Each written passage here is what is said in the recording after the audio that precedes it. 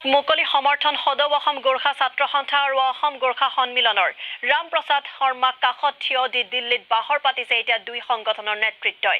ৰামপ্ৰসাদ শৰ্মাক বিজেপিয়ে প্ৰাৰ্থিত্ব প্ৰদান নকৰিলে অসমৰ প্ৰায় 25 লাখ গোৰ্খা সম্প্ৰদায়ৰ লোক গেৰুৱা দলটোক পৰাভূত কৰিবলৈ তৎপৰ হ'ব বুলি হুংকাৰ দিছে। দিল্লীত এই হুংকাৰ প্ৰদান কৰিছে সদৌ অসম গোৰ্খা ছাত্ৰ সন্থাৰ সভাপতি প্ৰেম তামাঙে। ইফালে কংগ্ৰেছে মণিকুমাৰ সুব্বাক প্ৰাৰ্থিত্বৰ পৰা বঞ্চিত কৰাৰ পাছত অসমৰ গোৰ্খাই কংগ্ৰেছক পৰাভূত কৰিছিল। বিজেপিয়ে যদি গোৰ্খা সম্প্ৰদায়ৰ নেতাক অনুৰূপ ধৰণে বঞ্চিত কৰে দলটোৰো কংগ্ৰেছ সদৃশ দশা হ'ব, এই হুংকাৰ প্ৰদান কৰিলে প্ৰেম তামাঙে।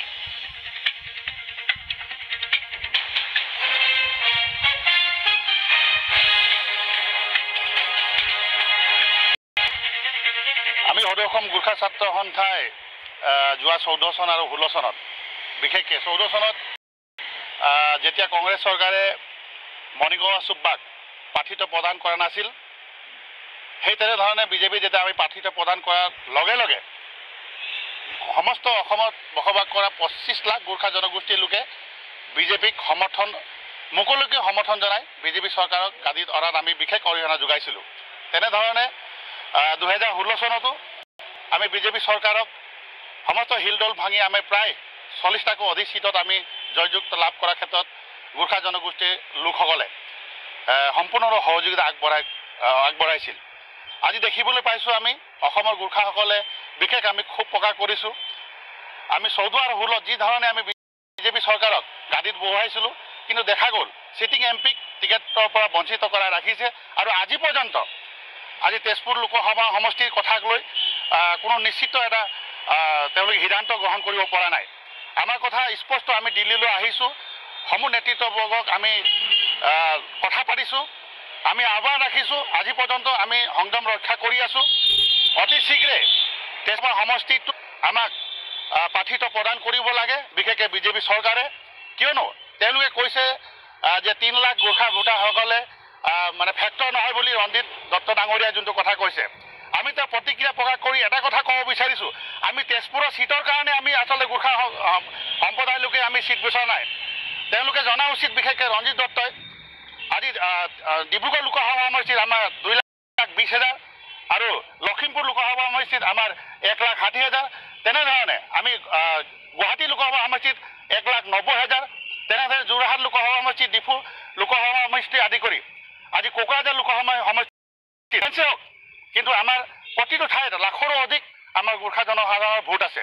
আৰু সেই কাৰণতে আমি তেজপুৰ লোকসভা সমষ্টিটো চিট বিচাৰিছোঁ। আমাৰ পোৱাৰ যোগ্যতা আছে, কিয়নো আমি 1991ৰ পৰা স্বৰূপ উপাধ্যায়ৰ পৰা আদি কৰি 3বাৰকৈ মণিকুমাৰ সুব্বা ডাঙৰীয়াই তাৰ নেতৃত্ব গ্ৰহণ কৰিছিল। যাহাৰ মন্ত্ৰিত্ব তেওঁলোকক মণিকুমাৰ সুব্বাক টিকেট দিয়া নহ'ল, সেই কংগ্ৰেছ চৰকাৰক উফৰাবলৈ সমস্ত অসমৰ 25 লাখ গোৰ্খা জনসাধাৰণলৈ বিজেপিলৈ ধাউতি মেলিছিল।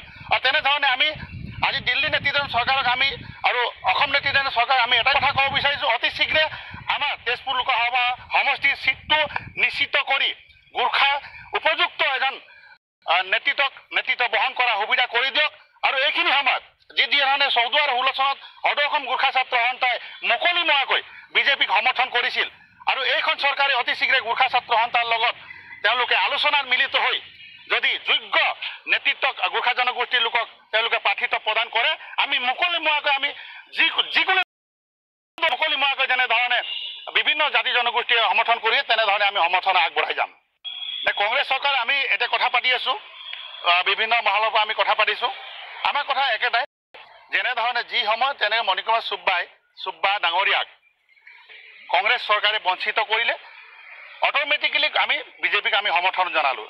যদি বিজেপিয়ে আমি ৰুলিং চৰকাৰকে আমি আহ্বান ৰাখিছোঁ প্ৰথমে যে ৰুলিং চৰকাৰে গুৰুত্ব বুজি যে অতি শীঘ্ৰে আমাক নেতৃত্ব আমাৰ প্ৰাৰ্থিত্ব প্ৰদান কৰক, নহ'লে কংগ্ৰেছ চৰকাৰে যদি আমাৰ গোৰ্খা ছাত্ৰ সন্থা বা গোৰ্খা জনগোষ্ঠী সংগঠনৰ লগত আলোচনা কৰি তেওঁলোকে প্ৰাৰ্থিত্ব প্ৰদান কৰে, অট'মেটিকেলি আমাৰ কিয়নো আমাৰ বিভিন্ন জাতি জনগোষ্ঠীৰ ধৰা আমাৰ জনগোষ্ঠীৰ আমি এটা কথা স্পষ্ট হিচাপে ক'ব বিচাৰোঁ যে প্ৰতিটো জাতি জনগোষ্ঠীৰ উচিত ৰাজনৈতিক মৰ্যাদাটো পাব লাগে। সেই হিচাপে আচলতে আমি এটা উচিত মৰ্যাদা বিচাৰি আমি আজি দিল্লীলৈ আহিছোঁ। আৰু আমি জানিছোঁ কাইলৈ তেওঁলোকে প্ৰাৰ্থী তালিকা তেওঁলোকে প্ৰকাশ কৰিব। আৰু জানি থোৱা ভাল যে গোৰ্খা জনগোষ্ঠীক উপেক্ষাকৰণ তেওঁলোকৰ কেতিয়াও তেওঁলোকৰ আশা আকাংক্ষা পূৰা নহয়, সেইটো কথা আমি স্পষ্টৰূপে আমি ক'ব বিচাৰোঁ।